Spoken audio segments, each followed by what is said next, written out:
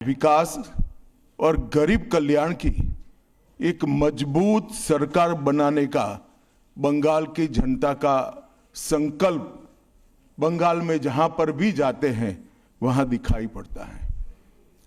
तृणमूल कांग्रेस के 15 साल के शासन में भय, भ्रष्टाचार और कुशासन और विशेषकर घुसपैठ से बंगाल की जनता चिंतित भी है, भयभीत भी है और आशंकित भी है।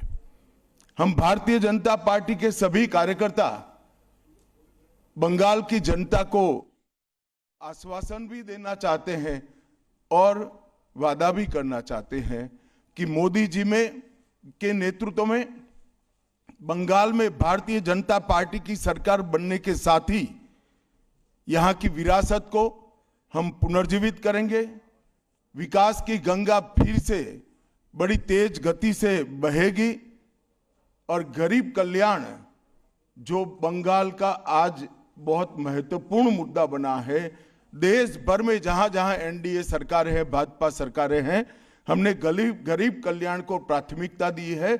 यहां पर भी गरीब कल्याण को प्राथमिकता दी जाएगी और इस सब के साथ साथ एक ऐसी मजबूत राष्ट्रीय ग्रिड बनाएंगे जो बंगाल से घुसपैठ को समाप्त कर देंगी।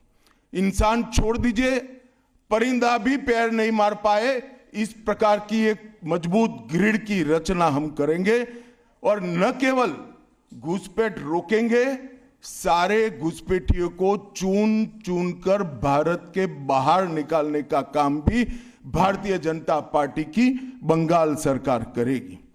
आज ममता बनर्जी के नेतृत्व में भ्रष्टाचार के कारण पूरे बंगाल का विकास एक प्रकार से थम गया है। मोदी जी की सारी लाभकारी योजनाएं जो पूरे देश में गरीबी का उन्मूलन कर रही है, यहां पर टोल सिंडिकेट के भेंट चढ़ चुकी हैं और हर योजना डेड एंड पर पहुंच चुकी है। 14 सालों से भय और भ्रष्टाचार ये बंगाल का पहचान बना हुआ है। बीजेपी सरकार का संकल्प 15 अप्रैल 2026 के बाद जब भाजपा सरकार बनेगी, बंग गौरव, बंग संस्कृति, उसके पुनर्जागरण की हम फिर से शुरुआत करेंगे और विवेकानंद जी, बंकिम बाबू और गुरुवर टैगोर और श्यामा प्रसाद मुखर्जी के स्वप्न का बंगाल बनाने का हम फिर से एक बार प्रयास करेंगे। और आज मैं फिर से एक बार कहना चाहता हूं, भारतीय जनता पार्टी के लिए ये बंग भूमि बहुत पवित्र और बहुत मायने रखने वाली है, क्योंकि हमारी स्थापना, भारतीय जनता पार्टी की स्थापना, भारतीय जनसंघ की स्थापना यही बंग भूमि के बड़े नेता श्यामा प्रसाद मुखर्जी ने की है। भारतीय जनता पार्टी की स्थापना से स्वामी विवेकानंद और बंकिम चंद्र चट्टोपाध्याय, इनका अनुकरण भारतीय जनता पार्टी ने अपने सभी सिद्धांतों के अंदर किया है। मित्रों, आज जब मैं कह रहा हूं कि इस बार 26 के बंगाल के विधानसभा चुनाव में बंगाल में हमारी सरकार बनेगी, इसका मजबूत आधार भी भारतीय जनता पार्टी के पास है। मैं आपको 2014 से 2024 तक के चुनाव के यात्रा के परिणामों को बताना चाहता हूं। 2014 के लोकसभा चुनाव में हमें 17% वोट मिले थे और 2 सीटें मिली। मेरी बात जरा सभी पत्रकार बंधु ध्यान से सुने। 2014 के चुनाव में हमें 17% वोट और 2 सीट मिले थे। 2016 के विधानसभा चुनाव में हमें 10% वोट मिले और विधानसभा की केवल 3 सीटें मिली थी।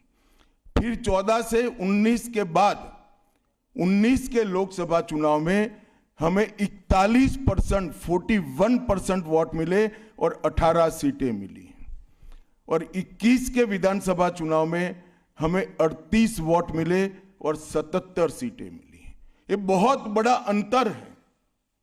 जिस पार्टी को केवल 3 सीट मिले थे, वो पार्टी 5 साल के ही अंतराल में 77 सीट प्राप्त करी। और इसका नतीजा देखिए, कांग्रेस जिसकी एक प्रकार से स्थापना ही बंगाल से शुरू हुई, वो कांग्रेस पार्टी बिग जीरो पर पहुंच गई। और 34 साल तक शासन करने वाला कम्युनिस्ट गठबंधन भी एक भी सीट प्राप्त नहीं कर पाया और हमने मुख्य विपक्ष का स्थान प्राप्त किया। आज शुभेंदु जी मेरे साथ यहां पर बैठे हैं, वो हमारे प्रतिपक्ष के नेता हैं। 24 के चुनाव में भी हमने 39% वोट प्राप्त किया, 12% सीट प्राप्त की, 12 सीटें प्राप्त की। और 26 में हम निश्चित रूप से प्रचंड बहुमत के साथ भारतीय जनता पार्टी की सरकार बनाने वाले हैं। मित्रों, ये 24 से अब तक का समय भारतीय जनता पार्टी के लिए बहुत शुभांकर सिद्ध हुआ है।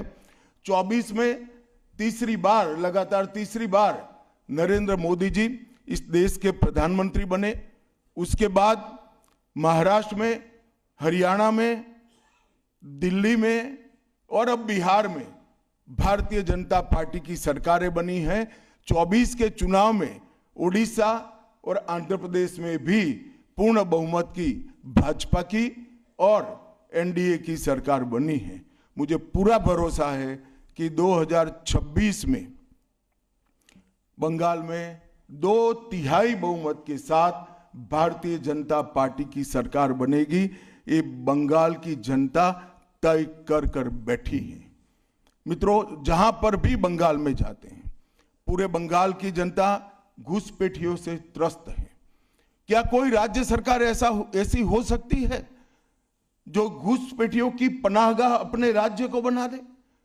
राष्ट्रीय सुरक्षा पर कितना बड़ा खतरा है, इसका जवाब बंगाल की मुख्यमंत्री ने बंगाल के चुनाव में दे। घुसपैठ रोकने के लिए उनके पास क्या योजना है? आर्टिकल 370 हटता है, वो विरोध करती है। सीएए लाकर बंगाल के शरणार्थियों को नागरिकता देने का हम कार्यक्रम करते हैं, वो विरोध करती हैं। और वो ठीकरा फोड़ते हैं कि बीएसएफ है, वो रोक नहीं रही है। ममता जी, मैं आज आपको इस सार्वजनिक प्रेस वार्ता में पूछना चाहता हूं कि कौन सी सरकार है बांग्लादेश की पूरी सीमा पर जो वाड़बंदी करने के लिए, बॉर्डर पर फेंसिंग करने के लिए जमीन नहीं देती है? अगर आप जवाब न दे पाए तो मैं ही देता हूं। आपकी ही सरकार है जो जमीन नहीं देती है, जिसके कारण फेंसिंग का काम समाप्त नहीं होता है। फिर भी भौगोलिक रूप से कठिन सीमा पर से कोई घुस कर आता है तो कहां जाता है? सबसे पहले बंगाल के गांव में जाता है। आपका पटवारी क्या कर रहा है? आपका थाना क्या कर रहा है? क्यों इसको अरेस्ट नहीं किया जाता? क्यों उस पर केस दर्ज नहीं होता? क्यों इसको वापस भेजा नहीं जाता? जवाब है क्या आपके पास? क्या बंगाल की मुख्यमंत्री जवाब दे सकती है कि असम में घुसपैठ क्यों बंद हो गई? त्रिपुरा में घुसपैठ क्यों बंद हो गई? गुजरात और राजस्थान की बॉर्डर पर घुसपैठ क्यों नहीं होती है? पंजाब की बॉर्डर पर घुसपैठ क्यों नहीं होती है? कश्मीर की बॉर्डर पर घुसपैठ क्यों नहीं होती है? सिर्फ बंगाल में क्यों होती है? क्योंकि आपकी निगहबानी में घुसपैठ कराई जाती है और बंगाल को धीरे धीरे डेमोग्राफी चेंज कर आप आपकी वोट बैंक को पुख्ता करनी चाहती है। मगर ये लंबा नहीं चलेगा।